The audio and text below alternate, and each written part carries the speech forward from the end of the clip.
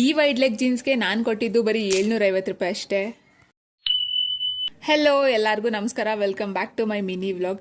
ಇವತ್ತು ತೋಟಕ್ಕೆ ಒಂದು 3-4 ಜನ ಕೆಲ್ಸಕ್ಕೆ ಬಂದಿದ್ರು. ಸೊ ಹಂಗಾಗಿ ಅವ್ರಿಗೆ ಅಂತ ಚಿತ್ರಾನ್ನ ಮಾಡ್ತಾಯಿದ್ರು. ಅಮ್ಮ ಚಿತ್ರಾನ್ನ ಮಾಡಿ ಟಿಫನ್ ಬಾಕ್ಸ್ಗೆ ತಿಂಡಿ ಹಾಕಿ ಎತ್ತಿಟ್ಟು, ಜೊತೆಗೆ ಟೀನು ಕಾಯಿಸಿ ಫ್ಲಾಸ್ಕ್ಗೆ ಹಾಕಿ ಒಂದು ಬ್ಯಾಗ್ ಹಾಕಿ ರೆಡಿ ಮಾಡಿಟ್ವಿ.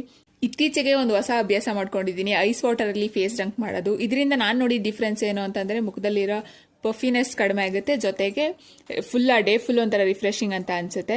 ಸೊ ಅದಾದಮೇಲೆ ಬಿಸಿ ಬಿಸಿ ಬೆಣ್ಣೆ ದೋಸೆ ತಿನ್ಕೊಂಡು ಕಸ ಗುಡ್ಸಕ್ಕೆ ನಿಂತ್ಕೊಂಡೆ. ಕಸ ಗುಡಿಸ್ತಾ ನಾನೊಂದು ಮೊನ್ನೆ ಒಂದು ಚೇರ್ ಹೊಡೆದಾಕಿದ್ದೆ. ಆ ಚೇರ್ನ ತಗೊಂಡೋಗಿ ಹಿಂದ್ಗಡೆಗೆ ಹಾಕ್ದೆ, ಪ್ಲಾಸ್ಟಿಕ್ನವ್ರಿಗೆ ಕೊಡೋಣ ಅಂತ.